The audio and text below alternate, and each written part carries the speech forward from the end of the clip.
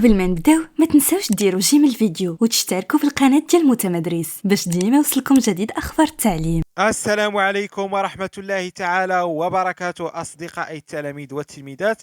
كنتمنى يا ربي تكونوا بخير وعلى خير وعلى أحسن الأحوال وبصحة جيدة. مرحبا بكم في هذا الفيديو الجديد.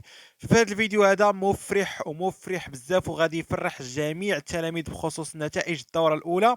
غادي نتعرفوا على نسب النجاح في بعض الثانويات، يعني نسب النجاح اللي كانت كبيرة ومفرحة بزاف وغتفرح جميع التلاميذ، خصوصا التلاميذ اللي مازال ما شافوش النتائج.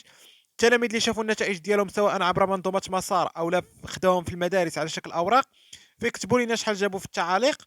ويعني اللي مازال ما شافوش النتائج حتى هما يكتبوا لنا شحال كيتوقعوا يجيبوا. فاللي نبغي نفرحكم الناس اللي مازال ما شافوش النتائج، فراه النتائج كانت يعني مزيانه ونسب النجاح يعني كانت مرتفعه بزاف، وهذا الشيء اللي غنشوفوه في هذا الفيديو.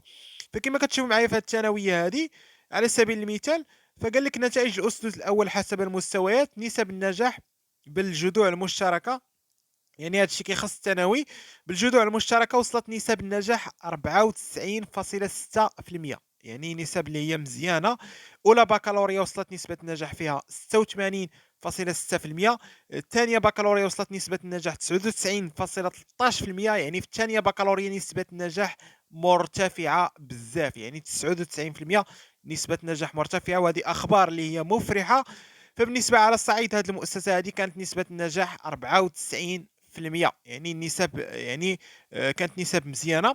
اما بخصوص يعني شكون نسب النجاح بخصوص الذكور والاناث حسب الجنس، فبالنسبه للذكور وصلت نسبه النجاح 88%، وبالنسبه للاناث كانت اكبر نسبه النجاح وصلت 97.87%. اما بالنسبه يعني النتائج الاسس الاول حسب الشعب والمسالك، غنتعرفوا على الشعب شحال وصلت نسبه النجاح فيها. فبالنسبه للشعب الادبيه اولى باك اداب وصلت نسبه النجاح 81.73%. اولى باك علوم تجريبيه وصلت نسبه النجاح 82.79%. الجذوع العلميه وصلت نسبه النجاح فيها 93%. الاولى باك اقتصاد وصلت فيها نسبه النجاح 94%. الثانيه باك علوم اقتصاديه وصلت فيها نسبه النجاح 96.42%.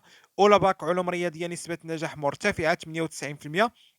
ثانيه باك علوم فيزيائيه نسبه نجاح 98.85%. الجذوع الادبيه يعني ترونكوما الجذوع الادبيه وصلت فيها نسبه نجاح 100%، يعني كل شيء نجح، كل شيء جاب مزيان، يعني نقاط كل شيء فوق 10. الجيد على الخدمات 100%. الثانيه باك اداب، يعني الثانيه بكالوريا اداب كيتوافقوا يعني على الثانيه بكالوريا علوم اقتصاديه، وكتوصل نسبه نجاح 100%. يعني الثانيه بكالوريا علوم انسانيه ايضا نسبه نجاح 100%. الثانيه باك علوم حياه الارض نسبه نجاح 100%.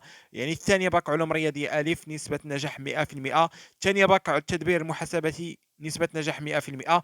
يعني فجميع الثانويات وجميع المؤسسات سواء الابتدائيه الاعداديه بدات كتنشر هذه نسب النجاح، واللي كانت نسب يعني مفرحه واللي كتفرح بزاف جميع التلاميذ والتلميذات.